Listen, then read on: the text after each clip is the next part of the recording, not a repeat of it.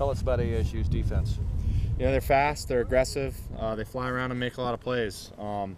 They're a real good defense. About as good as we'll face, and I think for us as a team, we have to take care of our end of it, know our assignments, and just try to execute our offense the way it's meant to be run.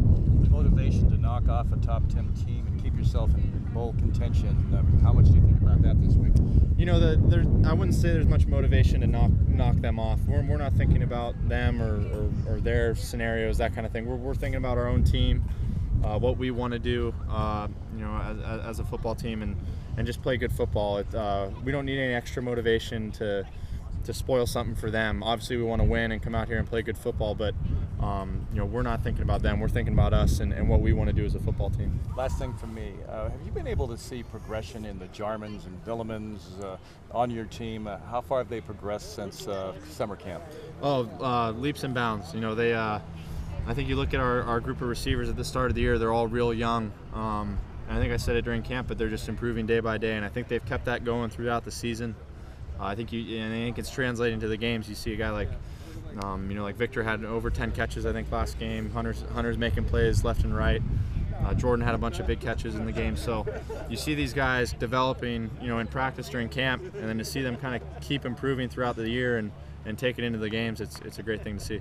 Thanks, Sean. No problem. On Riley's conference call on Sunday, he said that he was worried that this team might not have the excitement, kind of a word replaced by confidence from last week. Do you guys feel that you have the excitement to finish games? Yeah, I think so. I think we've come out this week, had 2 great days of practice. The enthusiasm's been there, the focus has been there, and like I said before, everyone is on this team because they love playing football and because they want to be a part of a team that can win. And I think we're a group of great guys who are good football players, and I think we're coming out here and enjoying it at practice, and we just have to take it in the game.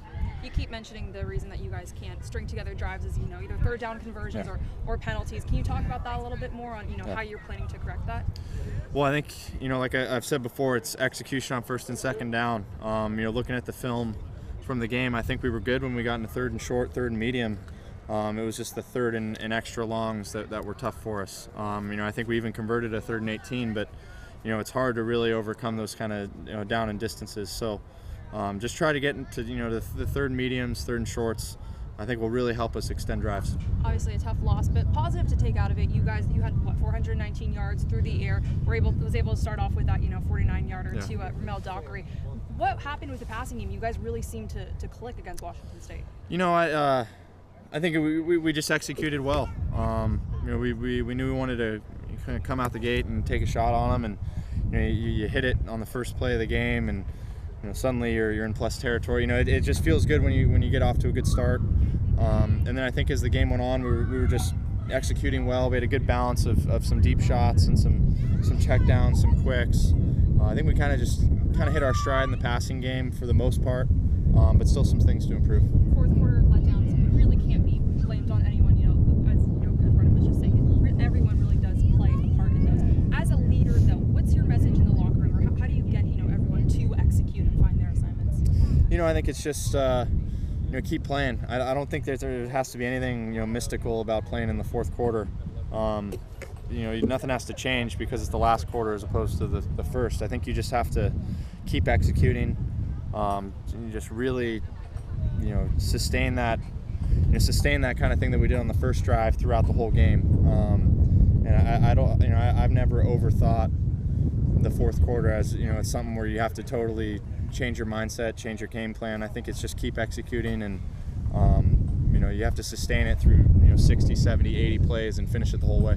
With Arizona State's win over Notre Dame, this game has kind of been labeled a possible letdown game for them. They're coming here. It's going to be 8:45 their time, cold and rainy. Do you guys take that into consideration at all? We don't think about that really. We know they're going to be a good team. We've seen them on film. They're very, very tough on defense. I think for us, we just want to come out here and get another chance to play good football, and we're off to a good start. But we're not thinking about what's going on with them or anything like that. We're studying them as an opponent. We know they're a great team, and that's really all that's in our minds. Finally, with the 4-game skid, what's the mentality of this team, or how mentally do you bounce back? Just play football. Just play football. Just come out here, focus, practice hard, and the rest will take care of itself.